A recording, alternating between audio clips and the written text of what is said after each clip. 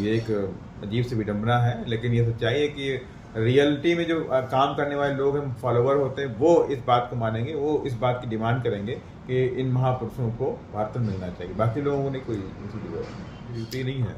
हमारे सारे प्रदेश के अध्यक्ष, चाहे वो मध्य प्रदेश हो, चाहे वो राजस्थान हो, चाहे वो तेलंगाना हो, चाहे वो आंध्रा हो, हर जगह से हमारे जो कुछ प्रदेश के अध्यक्ष हैं, वहाँ के जो लोकल के जो प्रभारी हैं या सेंट्रल से जो कोऑर्डिनेटर अपॉइंट किए गए हैं, वो सारे लोग अब गांव चलो अभियान पे ही लगे हुए हैं। गांव-गांव जाकर बस आपकी विचारधारा पूछा करते हैं। और आज भी पूरा एक-एक कार्यकर्ता, यहाँ तक नौजवान युवा, कहीं भी किधर कोई है, उसकी मैं बात नहीं कर रहा हूँ, लेकिन आज भी अगर वोट की बात करेगा तो उसको याद आता है नीला झंडा हाथी निशान। और माननीय श्री कांशीराम साहब ने कहा भी था कि जब तक ये समझ लेना, जब नीला झंडा हाथी निशान अगर आपके घर में, आपके मोहल्ले में, आपके चौराहे से निकल पड़े तो समझ जाना कि कांशीराम जिंदा है। अगर बहुजन समाज पार्टी को हर हालत में बचाना है, बहुजन समाज पार्टी अगर खत्म हो गई तो बाबा साहब का जो संविधान में जो हमें अधिकार मिले हैं वो फिर हम बचा नहीं पाएंगे। मेरे साथ बीएसपी के central coordinator, member of parliament और पेशे से इंजीनियर थे, उसके बाद राजनीति में आए, आप सब जानते हैं। बीएसपी की जो सबसे खास बात है कि वो उन नेताओं को राज्यसभा और संसद के दरवाजे पर भेजती है जिन्होंने जमीन पर संघर्ष किया हो। मेरे साथ रामजी गौतम साहब हैं, तो समझिए कि युवा कंधे पर कितनी बड़ी जिम्मेदारी है। क्या कहेंगे आप? राज्यसभा में आपकी पार्टी के 10 सांसद हैं, लोकसभा में, राज्यसभा में आप इकलौते हैं जी। भारत रत्न मान्यवर साहब को आप लोग नहीं दिलवा पा रहे हैं। नहीं, पूरी ताकत से हम लोग लगे हुए हैं और सदन ने बात रखी है। पहले भी आदरणीय बहन जी ने इस बात को रखा है कि बाबा साहब के बाद अगर दलितों, पिछड़ों, आदिवासियों में जिन्होंने राजनीतिक चेतना पैदा करी है, उनको सत्ता के शिखर तक लेकर गए हैं तो माननीय श्री कांशीराम था, जिनका जीवन संघर्ष, त्याग, तपस्या, बलिदान से भरा हुआ है। और साथ ही महात्मा फूले और साथ ही छत्रपति साहू जी महाराज को इस देश में भारत रत्न मिलना चाहिए, क्योंकि उन लोगों ने संघर्ष किया है। इस देश के अंदर बहुजन महापुरुष के रूप में जाने जाते हैं। मतलब छत्रपति साहू जी महाराज को भी नहीं मिला, फूले साहब को भी नहीं मिला जी, उनको भी नहीं मिला है, और मान्यवर कांशीराम साहब को भी नहीं मिला, जबकि आज के डेट में हर राजनीतिक दल जो है वो मान्यवर कांशीराम साहब के फॉर्मूले पर चल रही है। जी जी जी, अभी तो हर सोशल जस्टिस, कास्ट इक्वेशन, जी बिल्कुल बिल्कुल। अब सभी लोग फोन की फोटो भी ला रहे हैं और उनको याद भी कर रहे हैं, लेकिन उनके लिए कोई डिमांड नहीं करता कि भारत में मिलना चाहिए। तो ये एक अजीब सी विडंबना है, लेकिन ये सच्चाई है कि रियलिटी में जो काम करने वाले लोग हैं, फॉलोवर होते हैं, वो इस बात को मानेंगे, वो इस बात की डिमांड करेंगे कि इन महापुरुषों को भारत में मिलना चाहिए। बाकी लोगों ने कोई आप तेलंगाना पर बहुत फोकस कर रहे हैं। आप वहाँ के प्रभारी भी हैं और फॉर्मर ब्यूरोक्रेट्स हैं। वो जाने जाते हैं कि किस तरह से उन्होंने पूरा एजुकेशन सिस्टम को बदल दिया था जी। और अब वो आपकी पार्टी में है, वो तो 30 दिन सड़कों पर रहते हैं। क्या संभावनाएं दिख रही हैं तेलंगाना में? तेलंगाना में भी बहुत अच्छी संभावना है। वो प्रवीण जी और हमारी पूरी टीम जो वहाँ पे जो लगे हुए हैं, कोऑर्डिनेटर्स जो वहाँ पे लोकल के कोऑर्डिनेटर लगे हुए हैं, वो सारे के सारे लोग कंटिन्यूअस फील्ड में काम कर रहे हैं। पूरी ताकत के साथ में बीएसपी आगे बढ़ रही है। इवन वहाँ के लोग मानना शुरू कर चुके हैं कि अगर कोई वहाँ पे विपक्ष की भूमिका निभा रही तो बहुजन समाज पार्टी निभा रही है। हर मुद्दे को लेकर के बहुजन समाज पार्टी वहाँ पे संघर्ष कर रही है। और कुछ ऐसे उनके मुद्दे जो होते हैं, जेन्युइन मुद्दे हैं, जो जनमानस से जुड़े हुए मुद्दे हैं, वो हमें भेजते हैं, तो उनको मैं राज्यसभा में उठाने का भी काम मैं करता हूँ। तो इस तरह से पूरा कॉम्बिनेशन वहाँ पे चल रहा है, काफ़ी तेजी से पूरी काम चल रहा है। और यही नहीं, तेलंगाना ही नहीं फोकस कर रहे हैं, हम राजस्थान और मध्य प्रदेश पर और छत्तीसगढ़ पर फोकस कर रहे हैं। अभी मध्य प्रदेश में माननीय श्री कांशीराम साहब के जन्म दिवस पर 4 जोन में बटा हुआ है और चारों जोन में बड़े बड़े आयोजन किए गए। ग्वालियर में आपने किया? जी हाँ, मैं ग्वालियर में प्रेजेंट था और हमारे जो प्रदेश के अध्यक्ष हैं वो रीवा में थे, और हमारे जो और अन्य प्रभारी हैं मुकेश अहिरवार जी, तो वो भोपाल के सीहोर में थे, और एक हमारे साथी श्रीकांत जी हैं, वो उज्जैन में थे। तो 4 जोन में बहुजन समाज पार्टी ने बड़े बड़े आयोजन किए हैं। माननीय श्री कांशीराम साहब को याद किया, और उस दिन हमारे समस्त कार्यकर्ताओं ने प्रण किया है कि माननीय श्री कांशीराम साहब जी ने बहुजन समाज पार्टी का बीज बोया है, और बीएसपी कभी सूखेगी नहीं, पूरी ताकत के साथ में आगे बढ़ती रहेगी। हरी ये राजस्थान, छत्तीसगढ़ और मध्य प्रदेश में चुनाव भी है, इसको सेमीफाइनल कहा जा रहा है 2024 के लिहाज से। जी बिल्कुल। तो क्या बहन जी ने तय किया, पार्टी का स्टैंड क्या रहेगा? एकला चलो रे, या SC ST OBC विचारधारा वाली पार्टी, जैसे पंजाब में आपका गठबंधन है अकाली से? देखिए, गठबंधन का जो निर्णय है वो तो आदरणीय बहन जी करती हैं, और फिलहाल हम लोग अभी तो अपने अकेले दम पे कुछ तैयारी कर रहे हैं, कार्यकर्ताओं को जाके संगठन का काम चल रहा है, हर स्तर पे मेंबर बनाए जा रहे हैं, तो ये काम चल रहा है। और ऐसे कोई बात होगी तो आदरणीय बहन जी उसमें फैसला लेती हैं और आगे कुछ इस तरह की बात होगी। नहीं, आप लोग की सलाह तो आप ही लोग प्रभारी हैं, आप ही लोग ग्राउंड पर जीरो पर काम कर रहे हैं, तो बहन जी तो आप ही लोग के जिस तरह से आप लोग सलाह देंगे उस तरह से वो पार्टी के फैसला लेंगे। सलाह नहीं है, बात होती जो जमीन की बात है। कोई भी हमारे पास ऐसा कोई प्रपोजल आता है तो प्रपोजल हम माने बहन जी तक पहुंचाने का काम करते हैं, ये तो करते हैं, लेकिन हम सलाह के रूप में नहीं। आदरणीय बहन जी हम लोगों को खुद सब डायरेक्शन देने का काम करते हैं, उन्हीं डायरेक्शन में पूरी नजर रहती है उनकी देश की राजनीति बिल्कुल बिल्कुल। माने बहन जी 24 आवर इस मूवमेंट में काम करती हैं, वो कहीं ऐसा नहीं कि कहीं और बिजी रहती हैं। टोटली 24 आवर माने बहन जी की नज़र इस मूवमेंट पे, मिशन पे, पार्टी के कार्यकर्ताओं पे रहती है। ये यूपी में जो आपका जो गांव जोड़ो अभियान जो चल रहा है, क्या इसको देश भर में आप लोग, क्योंकि आपकी पार्टी का हर राज्य स्टेट पूरे देश में यूनिट है, बीएसपी एक ऐसी पार्टी है जिसका हर राज्य में अपना जिला स्तर राज्य स्तर पर है, तो आपके पास इंफ्रास्ट्रक्चर है, यूनिट है। तो ये जो यूपी में आपने शुरू किया, आपके प्रदेश अध्यक्ष गांव गांव जा रहे हैं, ये क्या पूरे देश के लिए? नहीं, पूरे देश में चल रहा है, ये सिर्फ यूपी नहीं है। हमारे सारे प्रदेश के अध्यक्ष, चाहे वो मध्य प्रदेश हो, चाहे वो राजस्थान हो, चाहे वो तेलंगाना हो, चाहे वो आंध्रा हो, हर जगह से हमारे जो कुछ प्रदेश के अध्यक्ष हैं, वहाँ के जो लोकल के जो प्रभारी हैं या सेंट्रल से जो कोऑर्डिनेटर अपॉइंट किए गए हैं, वो सारे लोग अब गांव चलो अभियान पे ही लगे हुए हैं। गांव-गांव जा करके वहाँ पे कैडर काम चल रहा है, बूथ कमेटी, असेंबली कमेटी और सेक्टर कमेटी का फॉर्मेशन चल रहा है। उसके बाद नेक्स्ट राउंड जो हमारा है कैडर का है, हम असेंबली वाइज कैडर पे भी फोकस करने जा रहे हैं। आदरणीय बहन जी के निर्देशन पर जो हुआ है कि हम लोग असेंबली पे, हर असेंबली में जाकर कैडर देने का काम करेंगे। क्या लग रहा है आपको कि 2024 की तैयारी आप लोगों ने शुरू कर दी है, आपके पास कैडर वोट भी है, एक ऐसी पार्टी जिसके 11 मेंबर ऑफ पार्लियामेंट अभी भी हैं, लेकिन आप लोगों को कहा जा रहा है कि बीएसपी खत्म हो रही है, जो ये जो अपोजिशन का दुष्प्रचार है, इसको आप लोग मीडिया में डिफेंड नहीं कर रहे हैं या मीडिया का इस्तेमाल अब भी नहीं कर रहे हैं आप?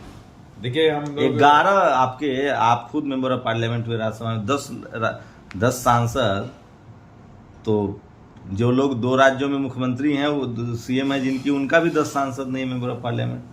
तो ये जो परसेप्शन बनाया जा रहा है आप लोग के बारे में कि पार्टी खत्म हो रही है, पार्टी का जनाधार घट रहा है, ये इसको कैसे आप लोग डिफेंड करें?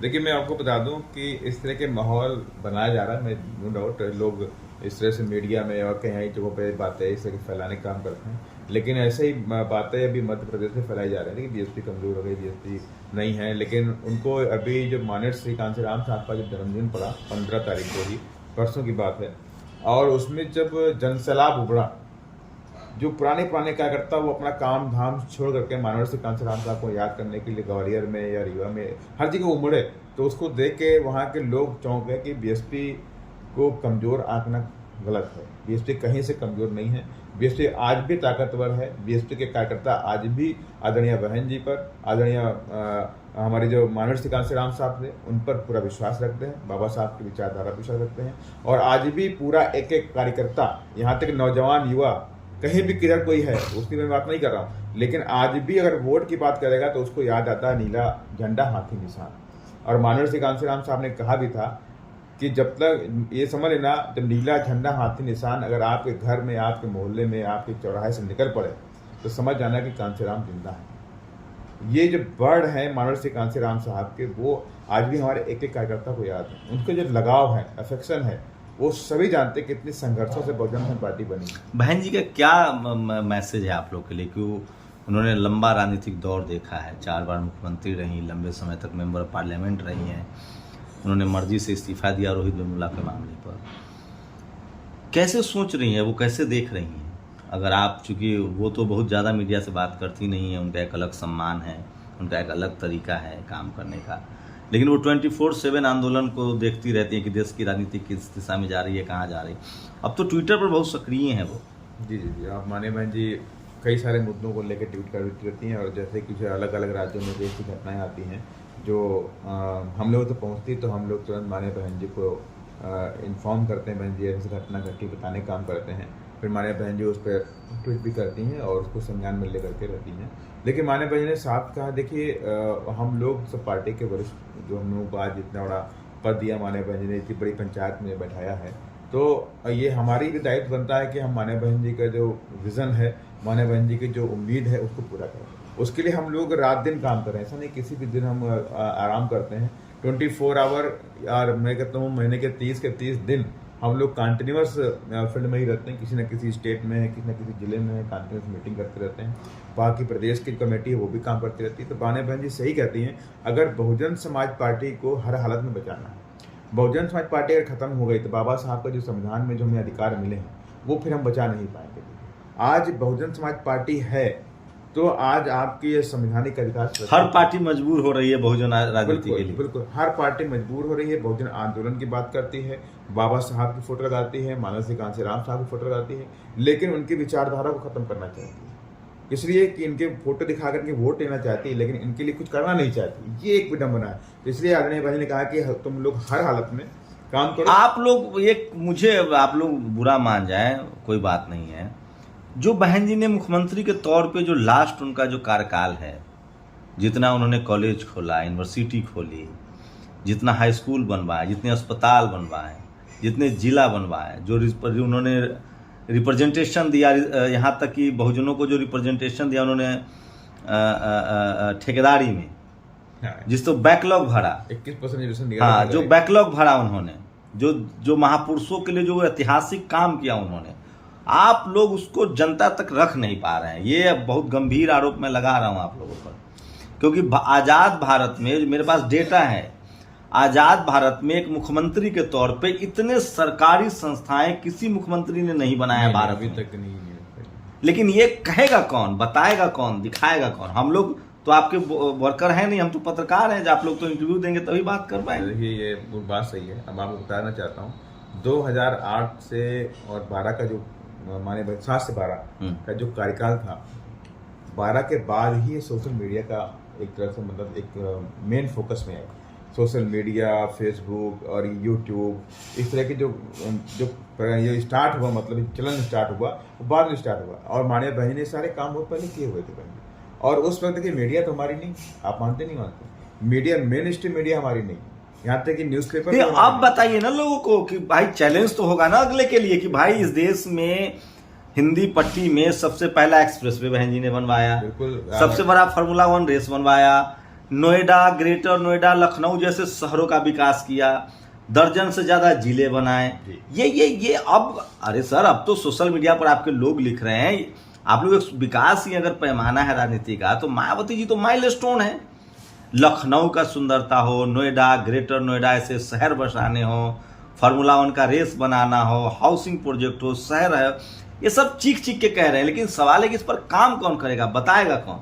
नहीं, काम चल रहा है मुझे ये या पार्टी फोरम पर ही बहन जी के जो काम है, ऐतिहासिक काम है, उसकी चर्चा नहीं है, या उसके प्रति आप लोग को उस काम का कद्र नहीं है? नहीं, बिल्कुल कद्र, बहुजन समाज इस बात को पहचानता है, जानता भी है। और आज हमारे तमाम युवा, तमाम बहुजन समाज पार्टी के कार्यकर्ता आदरणीय बहन ने जितने भी काम किए हैं उनको हम लोग गांव-गांव, थाने-थाने लेके जा रहे हैं, कैडर के माध्यम से बताने के काम कर रहे हैं कि हमने क्या क्या काम किए हैं और क्या भविष्य में करने वाली थी माननीय जी, वो सारी बातें उनको बताई जा रही हैं। हम और ये भी कहते हैं कि अगर हम लोग स्थान में या मध्य प्रदेश में पावर में आते हैं तो ये सारे काम जो आदरणीय बहन जी ने उत्तर प्रदेश में करके दिखाए हैं कि 5-5 यूनिवर्सिटी बनाई, हजारों की संख्या में डिग्री कॉलेज बनाए, हजारों की संख्या में ITI कॉलेज। अरे आपने जो फुले सावित्रीबाई फुले इंटर कॉलेज का जो इंफ्रास्ट्रक्चर है, जो आप लोगों ने दिव्यांगों के, लोग तो नाम दे रहे हैं, आपने तो दिव्यांगों के लिए जो यूनिवर्सिटी खोला है, और ये तो जो SC ST के लिए जो आप लोगों ने शेड्यूल कास्ट के लिए माननीय कांसीराम साहब, हम तो सारे कार्यक्रम जाने, हम तो पूरा यूपी घूमे, पूरा देश देखे,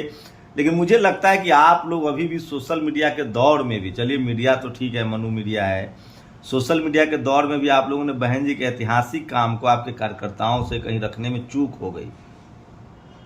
नहीं, चूक नहीं है, लोग बातें पहुंच रही हैं, वो ऐसा नहीं है। देखिए हमारे जो बहुत से ऐसे जो हमारे पास इतना बड़ा इंफ्रास्ट्रक्चर नहीं जितना कि बीजेपी के पास है, कांग्रेस के पास है, उस तरह का इंफ्रास्ट्रक्चर हमारे पास नहीं है। बहुजन समाज पार्टी कोई धन्ना सेठों से पैसा लेती नहीं, आप बहुजन समाज पार्टी गरीबों से पैसा लेती। ये तो चंदा वाली चलने वाली पार्टी है, खून पसीने से चलने वाली पार्टी। ये मैंने कई बार बोला है, बहुत लोग बोलते हैं, ये मिथ्या आरोप लगाया जाता है बहुजन नेताओं पर खासकर कि टिकट बेचते हैं। दरअसल इस देश में जो SC ST OBC माइनॉरिटी और खासकर जो BSP जैसी पार्टियां हैं, वो जनता के चंदा से चलती है साहब। एक भी कॉरपोरेट 1 रुपए का, आजकल तो बॉन्ड आता है करोड़ों करोड़ों का, लेफ्ट को भी मिलता है, कांग्रेस को भी मिलता है, बीजेपी को भी मिलता है, लेकिन क्या मजाल है कि कोई बीएसपी को दे दे। चंदे से चलने वाली ये पार्टियां हैं। सोचिए, मैं तो कई बार सोचता हूं कि बहन जी ने कैसे इस पार्टी को पूरे देश के हर राज्य में अपना स्टेट प्रेसिडेंट और पार्टी दफ्तर चला रही हैं, ये भी गनीमत है। पार्टी के ऑफिस भी अपने पार्टी का पर्सनल है सारे राज्यों में। सारे राज्यों में। कितने राज्यों में? आप बिहार में देखिए, बहुत बड़ा ऑफिस हमारा है पार्टी का। तेलंगाना में ऑफिस है, चेन्नई में ऑफिस है, और केरला में भी ऑफिस है। अच्छा सोचिए, मैं क्लियर कर दूं, ये बहुजन समाज के हम लोग ऐसे लोग हैं कि बहन जी पर सवाल उठा देंगे। देखिए, बीजेपी हर जिले में ऑफिस खोल रही, 600 जिला में ऑफिस खोल दिया। पार्टी दफ्तर रहेगा तभी तो राजनीति करेंगे, ये विजन होता है। आप बीएसपी सुप्रीमो मायावती जी के विजन पर सवाल नहीं उठा सकते हैं, जो उन्होंने यूपी में काम किया। लेकिन गनीमत ये है कि उनके कार्यकर्ताओं ही उनकी बातों को नहीं पहुंचा रहे हैं। ऐतिहासिक है सावित्रीबाई फुले इंटर कॉलेज, 5 यूनिवर्सिटियां खोली उन्होंने।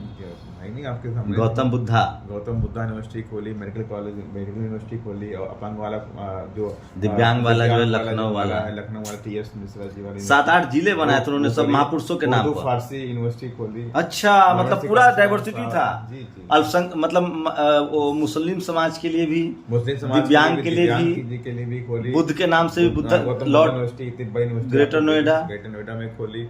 और आपके वो ये छत्रपति साहू जी महाराज का भी, मतलब सम्राट अशोक के बाद अगर राष्ट्र निर्माण किया तो वो बहन जी ने, आदरणीय बहन जी ने जो काम किए आज तक किसी सरकार ने नहीं किए। सब सरकारी काम है, सरकार तक भी नहीं कर पाई।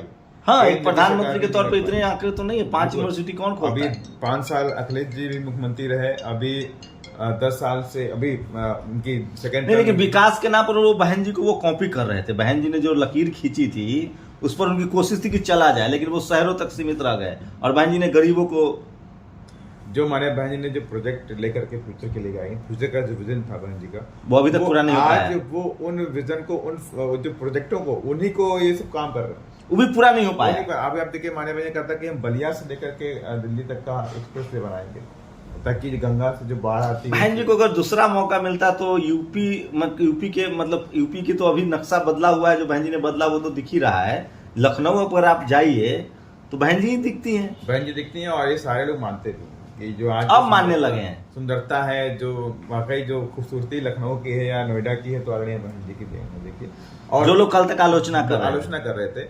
और यही नहीं, अभी देखिए लॉ एंड ऑर्डर के मामले लीजिए आप।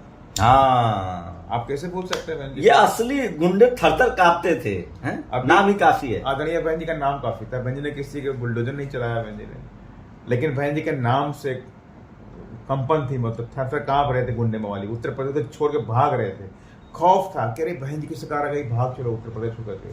आज क्या हो गया? कोई अत्याचार नहीं कर सकता, कोई अत्याचार नहीं। बहू बेटी रात में जाए, 11 बजे जाए, 12 बजे जाए, किसी की हिम्मत नहीं थी गुंडे मवाली की उनको छेड़ दे। रेप बलात्कार तो छोड़ दीजिए, छेड़ने की हिम्मत नहीं थी। अच्छा, आप तो सबसे करीबी नेताओं में से उनके, आप तो बहुत मिलते भी हैं, कैसे सोचती हैं वो? हम लोग तो चाहते हैं कि कभी कोई इंटरव्यू दें हम लोग को, तो हम लोग को भी समझने का मौका मिले। कैसे सोचती हैं वो? आदरणीय बहन जी की हर वक्त सोच रहती है कि मेरा जो बहुजन समाज है अपने पैरों पर खड़ा हो, आर्थिक रूप से स्वावलंबी बने, उनके बच्चे आगे बढ़े, हम पॉलिटिकली पावर हमारे हाथों में हो, ताकि हम बाबा साहब के संविधान में जो भी हमें अधिकार मिले, सारे अधिकारों को लागू कर। किसी को लेकर उनके मन में कोई तृष्णा नहीं है, कोई जलन नहीं, कोई ये सब नहीं, कोई तृष्णा बहन जी के अंदर नहीं रहती। बहन जी बहुत ही साफ दिलती है, बहुत ही सॉफ्ट, मतलब एज ए लीडर को कड़क भी होना चाहिए, गार्जियन को कड़क भी होना चाहिए। अगर माँ बाप मेरा कड़क नहीं होगा तो बच्चे गलत रास्ते में जाते हैं। तो कड़क, जहाँ पे बहन जी को कड़क होना होता है वहाँ बहन जी कड़क रहती है, और जहाँ पे सॉफ्टनेस होती तो इतना सॉफ्टनेस रहती, तो उनका जो लगाव है, हम लोग सोचते हैं कि आदरणीय बहन जी हमारे साथ हजारों साल जिए, मेरी उम्र लग जाए बहन जी को, ये हम लोग कभी सोचते रहते हैं कि बहन जी भी हमारे साथ। कैसी है? पिछली मुलाकात आपकी कब हुई थी उनसे? अभी मेरी मुलाकात जो हुई है इसी महीने मार्च में हुई थी, 1 हफ्ते बैक में हुई थी। 2 तारीख में भी हुई थी और 4 तारीख में। अभी एकदम फिट हैं और एकदम अपना स्वास्थ्य उनका फिट है, और बहन जी बिल्कुल पूरी ताकत के साथ में लगी है और रात दिन काम करती रहती। जो 2024 उनके दिमाग में है, दिमाग चल रहा है। 2024 भी है और 2023 का छत्तीसगढ़, राजस्थान, मध्य प्रदेश भी है। छत्तीसगढ़, मध्य प्रदेश, राजस्थान भी, तेलंगाना भी। हमें बड़ी उम्मीदें हैं। कोई पत्ता खेलेंगी वो, बिल्कुल होगा, आपको चौंकाने वाला रिजल्ट मिलने वाला। जैसे कर्नाटक में हुआ था। बिल्कुल, मैंने कहा कि चौंकाने वाला रिजल्ट मिलने वाला। लेकिन देखिए, बहन जी के बगैर कोई गठबंधन पूरा नहीं होता है। देखिए, गठबंधन की बात तो मैं भी नहीं कर सकता।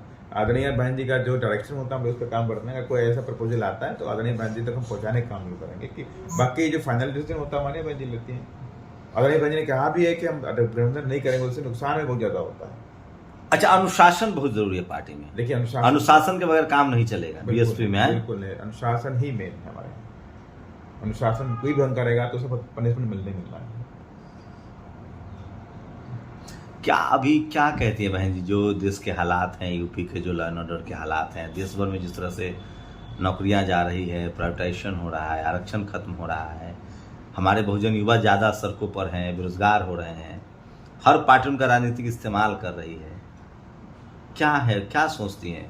अभी बहन जी सभी लोगों से यही कहती हैं कि आप लोग काम करो, मेहनत करो। आज हालात थोड़े ख़राब हैं। आज बहुजन समाज के लोग रात दिन दर दर भटक रहे हैं, उन्हें जॉब नहीं है, बहु बेटियों के साथ में बलात्कार हो रहा है, मर्डर हो रहा है, आए दिन नौजवान बच्चों के मर्डर हो रहे हैं। कोई इतनी ऊंच नीच की खाई बढ़ चुकी है। तो इसको अगर रोकना है तो सत्ता की चाबी आपके हाथ में है। जो सत्ता की चाबी जिस दिन आपके हाथ में आ जाएगी उस दिन आप सब कुछ कर सकते हैं। आप पे अत्याचार नहीं होगा, आपके बच्चे नौकरी करेंगे, मान सम्मान के साथ में रहेंगे, सब कुछ रहेंगे।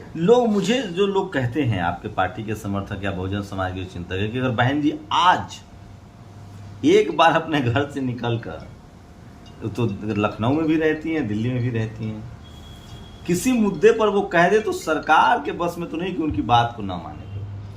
नहीं, देखिए, बहुजन समाज पार्टी, चाहे प्राइवेटाइजेशन के खिलाफ, बहुजन समाज पार्टी, चाहे ईवीएम के खिलाफ, बहुजन समाज पार्टी की राजनीति अलग है। देखिए, मैंने कहा कि बीएसपी महापुरुषों की विचारधारा में चलने वाली पार्टी। बाबा साहब डॉक्टर अम्बेडकर ने कहा था कि हमें धरना, प्रदर्शन, ज्ञापन से उस स्तर पर नहीं करना चाहिए जहां हमारे बहुजन समाज के लोगों का अहित होगा। डेमोक्रेटिक सिस्टम फॉलो करना है। और डेमोक्रेटिक सिस्टम में सबसे अच्छा स्थान कौन सा है?